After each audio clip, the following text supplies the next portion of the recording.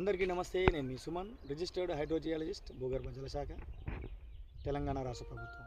భూమి లోపల 3 రకాల రాళ్ళు ఉంటాయి. అగ్నిశిలలు, అవక్షేప శిలలు, రూపాంతర శిలలు అని ఉంటాయి.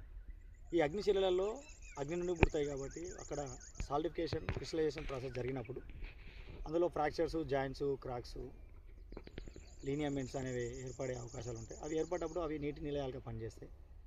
అయితే చాలా రోజుల క్రితం ఈ మిషన్స్ కనిపెట్టినప్పుడు, ఎక్కువ అటవీకరణ ఎక్కువగా ఉన్నప్పుడు, అడవులు ఉన్నప్పుడు, భూగర్భ జల అడిగంటక ముందు ఉన్నప్పుడు ఎక్కడ బావి తీసినా ఒక 5-6 ఫీట్ల లోపల నీళ్ళు వచ్చేవి శల్మలలో. ఒకవేళ మనం ఏటి నుండి పోతాయి. ఇప్పుడు అలాంటి పరిస్థితి లేదు. భూగర్భ జలాలు అడుగంటిపోయినాయి.